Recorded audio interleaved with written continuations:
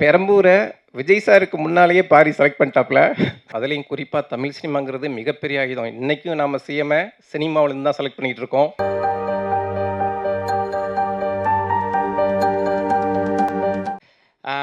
ஒரு நல்ல பத்திரிகையாளராக இருந்து அதுக்கப்புறம் நல்ல நல்ல கதைகளை தேர்ந்தெடுத்து நல்ல இயக்குனராக மாறி நிறைய சினிமா சார்ந்த நபர்களுக்கு மட்டும் இல்லாமல் சமூகம் சார்ந்த நபர்களுக்கு நல்ல நண்பராக இருந்து தயாரிப்பாளராக மாறி இப்போ அன்படையானா படத்தில் ஒரு தயாரிப்பாளராக இங்கே வந்து உட்காந்துருக்கக்கூடிய அண்ணன் இரா சரவணன் அவர்களை அன்புடன் பேச அழைக்கிறேன்.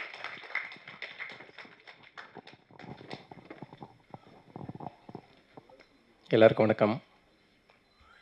தம்பி சுதர்சன் சொன்ன மாதிரி அன்பே டயானா படத்தில் இரா சரவணன் எப்படி, இரா என்டர்டெயின்மெண்ட் எப்படி அப்படின்னு சசிகுமார் சார் தொடங்கி என்னுடைய சொந்தக்கார பத்திரிகையாளர்கள் வரைக்கும் நிறைய பேர் கேட்டாங்க.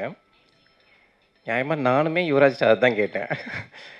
ஏன்னா தயாரிப்பாளர்னால் பணம் போடணும். நான் பணம் போட்டிருக்க வாய்ப்பில்லைன்னு எல்லாருக்குமே தெரியும். சசிகுமார் சாரும் அகிலனும் இல்லைன்னா நான் என்றைக்கோ ஊருக்கு பார்க்க போயிருப்பேன். அப்படி இருக்க இந்த படத்தில் தயாரிப்பாளர்களில் ஒருவர் அப்படிங்கிற தகுதி எப்படி கிடைச்சிச்சுங்கிறது பெரிய ஆச்சரியம். அது ப்ரமோஷன் டைமில் தான் எனக்கே தெரியும். யுவராஜ் வந்து இயக்குனர் பாரியை என் அலுவலகத்துக்கு அழைச்சிட்டு வந்து கதை சொல்ல சொன்னார். கதை சொல்லிட்டு அவர் போயிட்டார். ஒவ்வொரு பாத்திரமும் அதோட தன்மையும் எப்படி இருக்குன்னு சொல்லி பாரி நடித்து காட்டி அந்த கதையை சொல்லி முடித்தார். யுவராஜ் வந்து எனக்கு ஃபோன் பண்ணி கதை எப்படி இருந்துச்சு அப்படின்னு கேட்டப்போ, என் கையில் காசு இருந்தால் இந்த படத்தை நானே தயாரிச்சிருப்பேன் அப்படின்னு சொன்னேன். உன் கையில் காசு இல்லைன்னா கூட இந்த படத்தை நீ தயாரிப்ப அப்படின்னு சொல்லி தயாரிப்பாளர்களில் ஒருவராக என்னை ஆக்கியிருக்காரு. அந்த விதத்தில் யுவராஜ்கிட்ட நம்ம என்ன கோரிக்கை வச்சாலும் அதை செஞ்சு கொடுக்குற சாமி அவர். மிக குறிப்பாக நேற்று நைட்டு நான் பேசினப்போ, ஏன்பா இவ்வளவு கஷ்டப்படுற அப்படின்னு கேட்டேன். ஏன்னா ஒரு 3 வெற்றி படங்களை கொடுத்துட்டீங்க, இதுக்கு மேலேயும் உங்களை நிரூபிக்க வேண்டிய அவசியம் கிடையாது.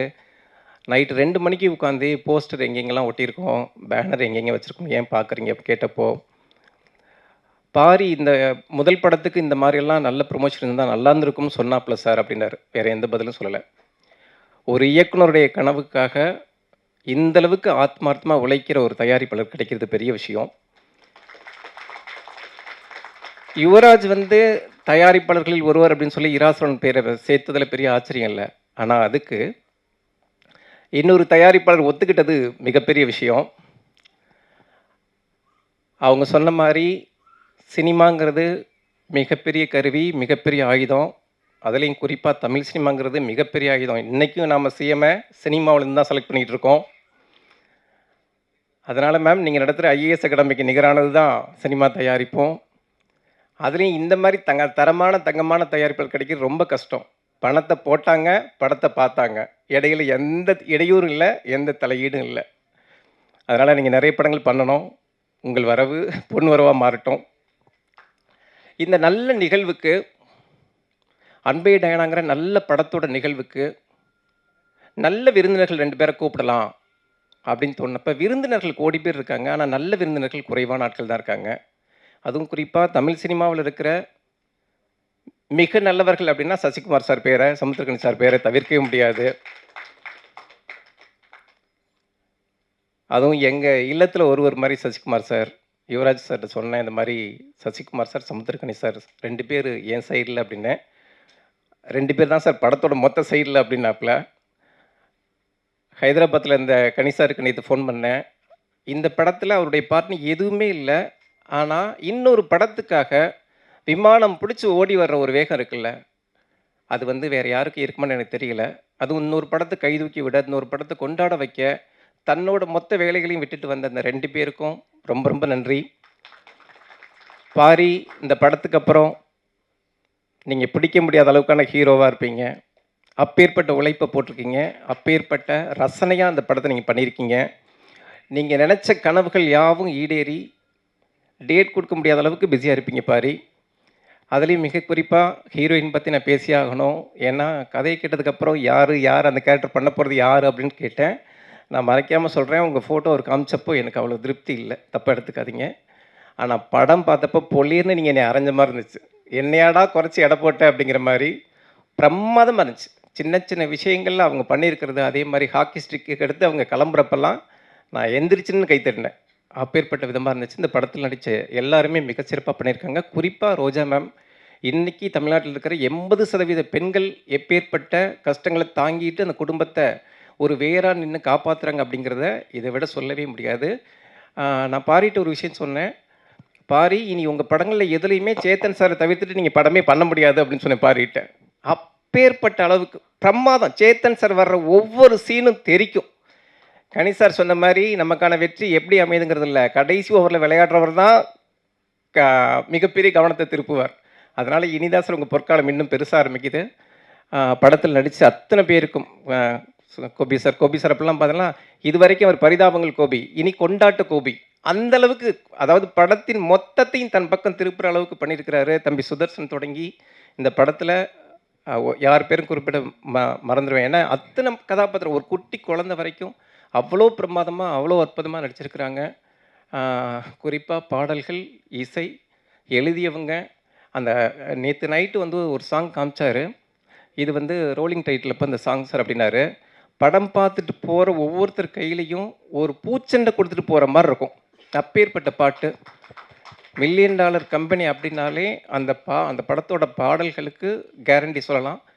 அவ்வளோ ஆத்மார்த்தமான இசையை கொடுத்த, பாடல்களை கொடுத்த அத்தனை பேருக்குடைய நன்றி. குறிப்பாக ஒளிப்பதிவாளரை நான் மிக குறிப்பிட்டு பாராட்டணும்.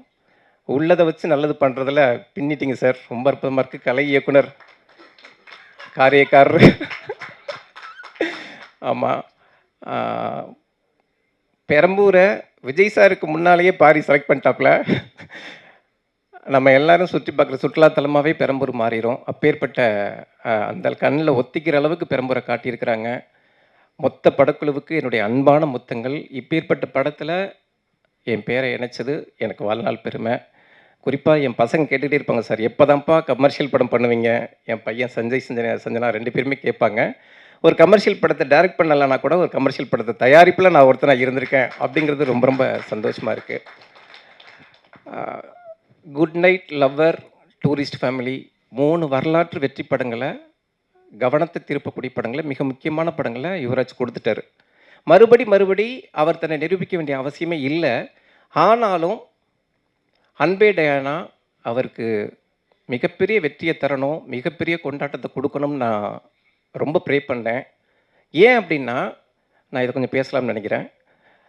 யுவராஜ் வந்து டூரிஸ்ட் ஃபேமிலி படம் வந்து 100 கோடி கலெக்ஷனில் சேர்ந்த படம். அவர் மிகப்பெரிய அளவுக்கு சந்தோஷமாக, உற்சாகமாக, கொண்டாட்டமாக இருந்திருக்கணும் ஒரு தயாரிப்பாளராக.